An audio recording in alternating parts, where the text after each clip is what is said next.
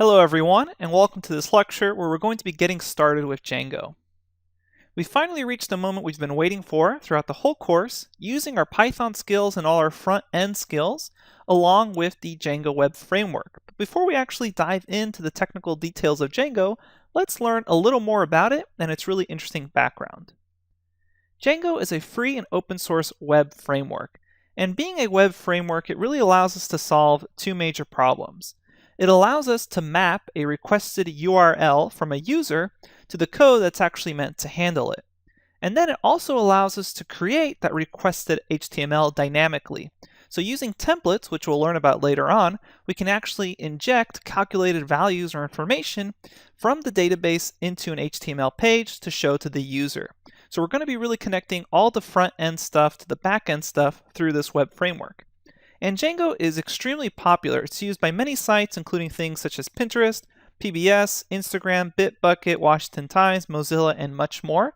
You can check out the official Django website for a whole list of example websites that operate using Django's web framework. Django was created in 2003 when the web developers at the Lawrence Journal World newspaper started using Python for their development. And the fact that it originated at a newspaper is actually really important to the culture that surrounds Django. Because the original developers were surrounded by those newspaper writers, good written documentation is a key part of Django. And we're going to be exploring documentation as we go along through this part of the course. And that also means that you have excellent references to check out on the official Django documentation pages. Django has its own excellent basic tutorial where you're basically walk through creating a basic polling web application. And I would definitely suggest that you check out that polling tutorial later on throughout this course. And also the reason it's a poll is because that also extends back to its newspaper roots. If you're on a newspaper website, you may want to poll your readers to see whether or not they agree with the topic of a story. So when encountering Django tutorials, you're going to often read that you should use what's called a virtual environment, or you'll sometimes also see it as VENV. Let's talk about what a virtual environment is, how to use it, and why it's so important to use one whenever you're working with Django for a large project. A virtual environment allows you to have a virtual installation of Python and packages on your computer. So why would you ever actually want or need this? You've already installed Python, why bother with a virtual environment? Python packages change and get updated often, and there are changes that sometimes break backwards compatibility that your web application or web project may depend on.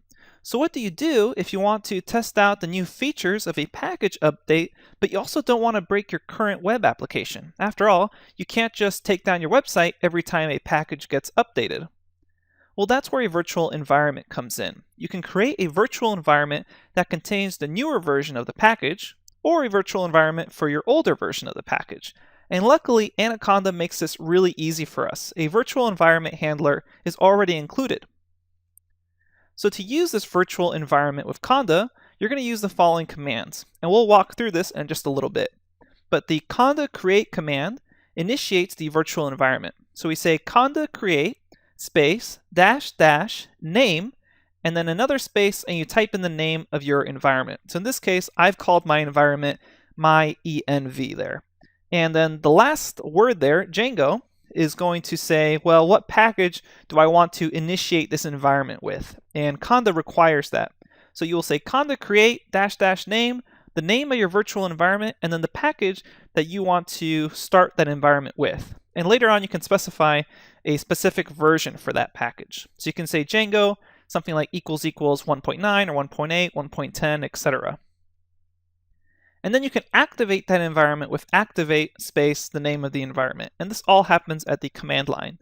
Now, anything installed with pip or conda when this environment is activated will only really be installed for that environment. So that allows you to create separate versions of packages and Pythons all on one computer with the use of these virtual environments. And then you can deactivate the environment with deactivate my env or the name of the environment.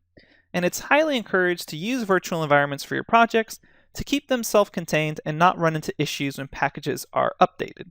Alright, so let's jump to our command line and show you an example of actually creating a virtual environment.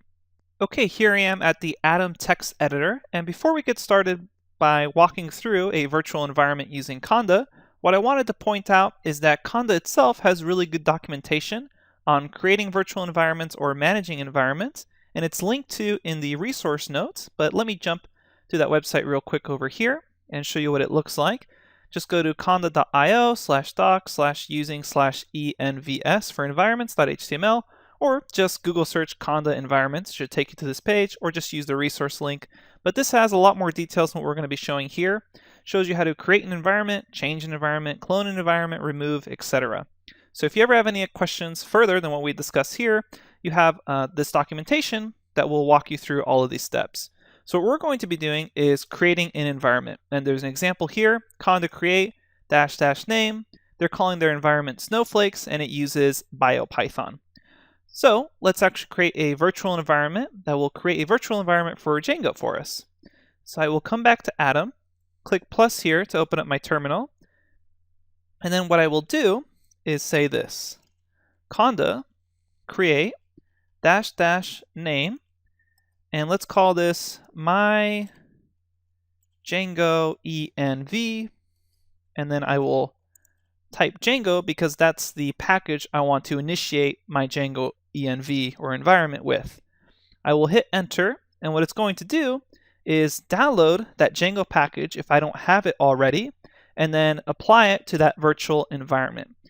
And Conda is actually pretty smart, and it will know that if you have already a similar version of Django somewhere installed on your computer, it may not need to copy it, it'll just reference it. That way you don't need to download anything, it'll just reference previous installations. I don't have Django on this computer yet, so what it will do is fetch that metadata, and let me expand this to show you what happens, and it will ask you, hey, these new packages are going to be installed, is that okay with you?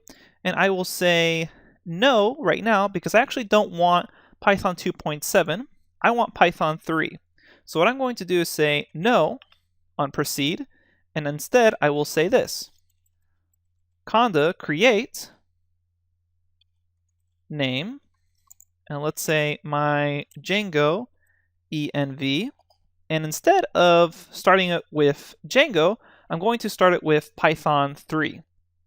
And the reason I'm doing this is to show you an example of specifying a specific version of Python or a package. So it's a very similar process. You say conda create --name, the name of your actual environment. And in this case, instead of a package, I will say Python, and then you say equals, and then you type in the version number you want. So for instance, I want Python 3.5. I'm going to hit enter. It will fetch that package metadata again. It will show me the new packages that will be installed. Here, I can see that I have the correct version of Python I want, 3.5. You can also do 3.6 depending on when you're actually viewing this course, if that's been added to Conda. But let's stick with something 3.4 or above. So 3.4, 3.5, 3.6, those should all work fine for what we're going to be doing. I'm going to proceed on that, select Y, and then I will jump forward in time for this to all be downloaded and installed. I'll see you there. Alright, so that has finished installing, and now we actually get the instructions. So to activate this environment, we can use activate, and then the name of the environment, and then to deactivate it, once we're done using it, we can say deactivate, and that will deactivate the environment. And if we ever want to use it again, we can easily just activate it with the activate command. And if you're on a Mac or Linux computer and you're using Bash, you'll probably have to use source, so keep that in mind. Alright, now that we've set up our actual environment, it's time to activate it. A quick note, in case you forget what environments you have on your computer, you can easily list them through this command, conda info --envs, and this will list out all the environments you have. Here I just have my default Anaconda, the root environment, and then this environment I created, my Django env. And depending on what Anaconda version you initially installed, this may say Anaconda 3 instead of Anaconda 2. But let's actually activate this environment. If you're on Linux or Mac OS and you're using Bash, you will probably have to say source, activate, and then the name of the environment, Django env. Since I'm on a Windows computer right now, I don't need to specify source. So let's bring that back down to just activate my Django env. I hit enter, and it will activate the environment. And the way I can tell that the environment is activated is you should see here in parentheses my Django env. And that means that everything I do right now in regards to Python is going to only take effect on this environment. Which means if I decide to install Django in this environment, it's only going to be installed that specific version of Django for this virtual environment. In fact, let's do that now. I will say conda install Django, hit enter, and this will install the latest version of Django. And for this course, basically any version of Django that's higher than 1.8 should work just fine. So 1.8, 1.9, or at the time of this course, 1.10 should be fine. Let's say proceed Y, but I do encourage you to at least use 1.10. That way everything we do in this course matches up exactly with what's on your computer. Okay, I'm going to hop forward in time for this to finish installing and downloading. Alright, so that finished installing Django to this virtual environment. And if I want to confirm if this virtual environment is actually working correctly, I can just type in Python into this command line, and I notice that the version of Python here matches the version of the environment.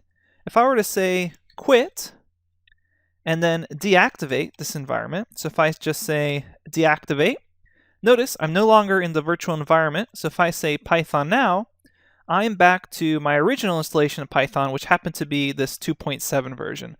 So that's a nice little confirmation that you're in the virtual environment and you're actually doing effects on that environment. Let's say quit, and we're ready to go. Okay, so we did a lot of housekeeping stuff in this lecture, haven't actually dived into Django, but a lot of this stuff is really important and it's going to clear you of headaches later on if you don't learn how to actually use virtual environments correctly. So by this lecture, you should have a full understanding of virtual environments, at least how to create them, activate them, and deactivate them.